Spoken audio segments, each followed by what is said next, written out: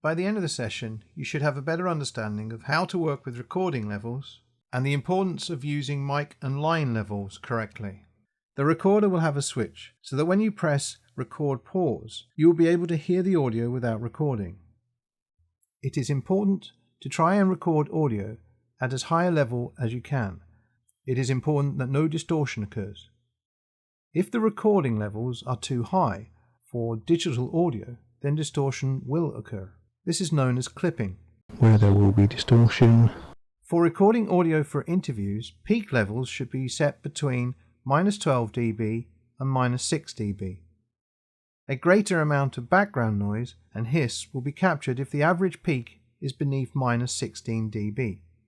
The problem with this is that you will need to increase the gain of the audio so that sound can be heard when editing, and this will bring up all the background noise.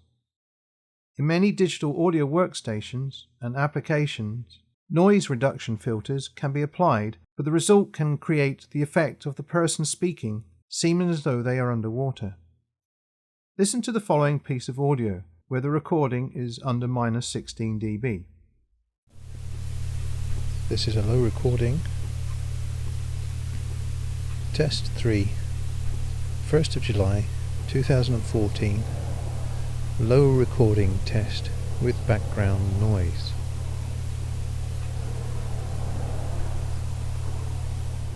The audio level has been increased using the gain control, and you should be able to hear the background noise and hiss.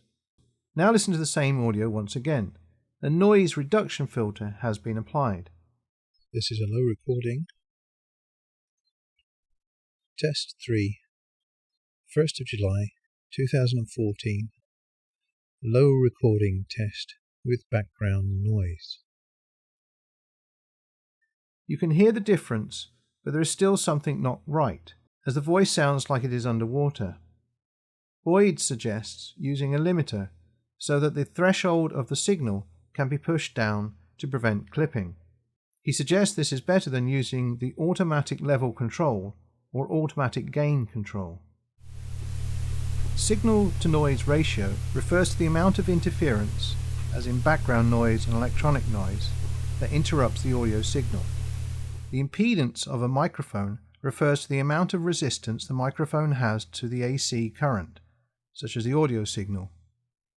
Microphones that use 1/4 inch or mini jacks have high impedance and suffer from electrical interference. This type of connection is unbalanced. Remember the discussion on cables in the section on microphone accessories earlier. Microphones that use XLR cables to connect to the audio recorder have low impedance and are less likely to get much interference, but are usually a lot more expensive. The benefit of a low impedance microphone is that they can use longer cables and can use phantom power. So depending on how the microphone is connected up to the recorder, the mic and line levels will be different. Consumer line level is set at -10 dB, while professional line level is set at +4 dB. Mic level is set at -60 dB, which requires the signal to be amplified using preamps between the microphone and where the signal is recorded, so the audio can be more usable. In this session, we have looked at working with recording levels and discussed mic and line levels. For this exercise, do a series of test recordings, deliberately setting the audio levels high and low. Listen to the recordings and make notes about what you find. With the levels set low, how much hiss and background noise can you hear? With the audio levels set high, how much distortion can you detect?